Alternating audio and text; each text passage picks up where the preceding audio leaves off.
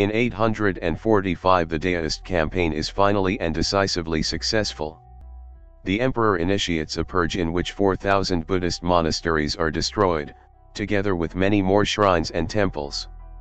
250,000 monks and nuns are forced back into secular life. Soon lawless provincial armies and popular unrest combine to make the country ungovernable. Rebellious peasants occupy Xi'an in 881. In 903 a surviving leader of that peasant uprising captures the emperor and kills him with all his eunuchs. 3 years later he sets up a dynasty of his own with his capital at Kaifeng. A succession of similar warlords follow his example in a chaotic 50-year span known as the Five Dynasties. The Song Empire, 960-1279. The rapid succession of the Five Dynasties is brought to an end by a warlord who wins power in 960. He establishes the sixth in the sequence on a more firm footing, as the Song Dynasty. He does so by reducing the power of regional commanders, keeping the best regiments under his own command at the center, and by giving greater authority to the civilian administration. As a result, this is the heyday of the Confucians. Ever since the Han Dynasty, scholar officials have supposedly been selected by merit in the civil service exams, see Chinese examinations. But heredity and corruption have often frustrated this intention, reserving the jade insignia of office for the families of the powerful rather than the talented. Now, under the Song emperors, the search for talent becomes rigorous. As an early Song ruler puts it, bosoms clothed in coarse fabrics may carry qualities of jade, and he is determined that such bosoms shall not remain unknown. The result is a China weaker in military terms than its predecessors but of greater sophistication. The territory controlled by the Song emperors is gradually reduced under pressure from less civilized intruders, particularly from the north. But enough remains to be the basis of a strong economy and a rich urban culture. Northern Song 960-1127. For the first half of the dynasty, known as Northern Song, the capital is at Kaifeng, an important center where the Grand Canal joins the Yellow River. The city includes 16 square miles within its walls and has an estimated population of more than 1 million people.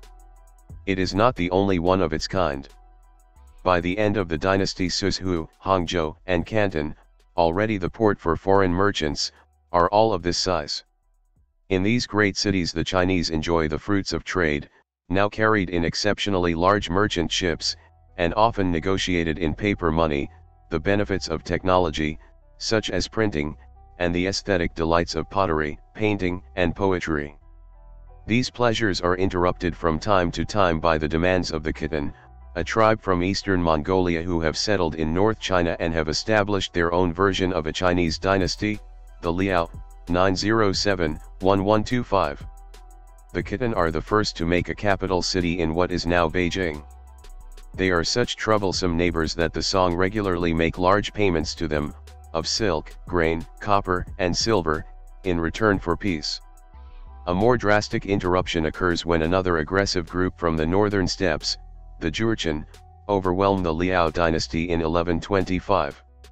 2 years later they capture the Song capital, Kaifeng, and carry off the Song emperor and 3,000 of his court. But even this disaster proves only a dislocation. Southern Song, 1127-1279. A prince of the imperial family, avoiding capture at Kaifeng, establishes a new administration at the other end of the Grand Canal, at Hangzhou. Here the Southern Song continue for another 150 years, in territory reduced to a mere fraction of the China of the Tiang Empire. But civilized Chinese life thrives in the exceptionally beautiful city of Hangzhou, at the heart of China's richest agricultural region, the rice fields of the south. It will continue to thrive until the arrival of another intruder, of a different caliber from all previous northern barbarians. Though not Chinese, he becomes Emperor of China. He is perhaps the only emperor in Chinese history whose name is widely known, Kublai Khan. Paper money in China, 10th to 15th century. Paper money is first experimented with in China in about 910, during the Five Dynasties period. It is a familiar currency by the end of the century under the Song dynasty. Another 3 centuries later, it is one of the things about China which most astonishes Marco Polo. He describes in great detail how the notes are authenticated, and then unwittingly touches on the danger lurking within the delightful freedom to print money. He says that the Emperor of China makes so many notes each year that he could buy the whole treasure of the world, though it costs him nothing. By the early 15th century, inflation has become such a problem that paper currency is abolished in the Ming Empire. Chinese publishing, 10th to 11th century. Printing from wood blocks, as in the Diamond Sutra, is a laborious process. Yet the Chinese printers work wonders.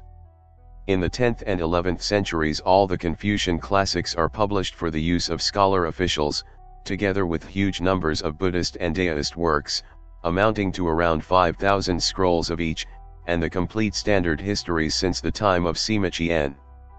The carving of so many characters in reverse on wood blocks is an enormous investment of labor, but the task is unavoidable until the introduction of movable type. This innovation, once again, seems to have been pioneered in China but achieved in Korea. Chinese arts, in the Song Dynasty. In the heyday of classical Chinese culture, a civilized gentleman, meaning a Confucian official, should be adept in 3 different artistic fields. When he settles down before a fresh sheet of paper and dips his brush in the ink, ground from a block of pigment by a servant, no one can be certain whether he is about to pen an impromptu poem, paint a quick impression of a romantic landscape, or fashion some traditional phrase in exquisite Chinese characters. The 3 skills, all expressed in the beauty of brush strokes, are closely linked. A soundless poem is a conventional Chinese term for a picture.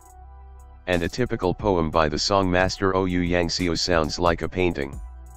Poetry and painting in Song China, 960-1279, are largely social activities, both in the creation and in the appreciation of the work.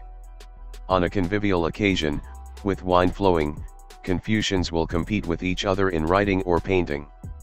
In more sober vein, among connoisseurs, a collector will bring the scrolls from their boxes and will unroll them to be admired and discussed.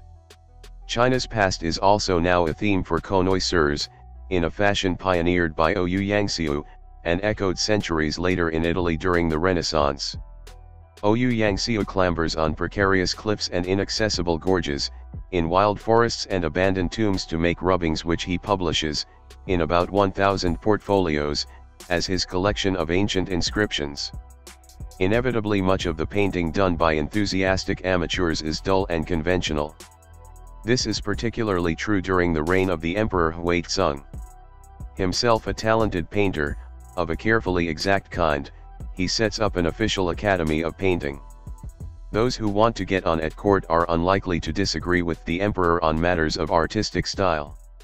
Others, opting out of the system, come under the influence of Chan or Zen Buddhism with its emphasis on freedom of expression. The Chan painters of the Song Dynasty, using a few quick brush strokes to capture a fleeting visual moment, provide one of the most brilliant interludes in the story of Chinese art. Pottery of the Song Dynasty, 10th to 13th century. Of the many arts which thrive in China at this time, Song ceramics are outstanding.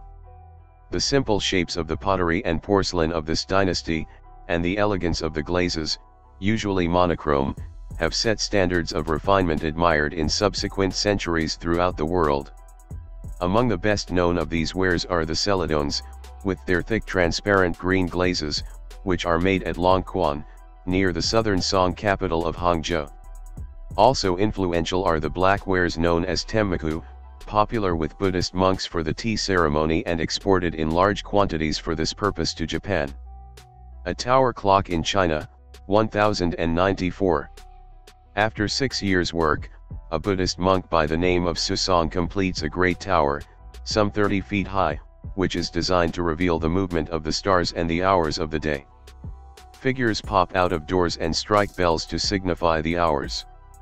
The power comes from a water wheel occupying the lower part of the tower. Susong has designed a device which stops the water wheel except for a brief spell, once every quarter of an hour, when the weight of the water, accumulated in vessels on the rim, is sufficient to trip a mechanism.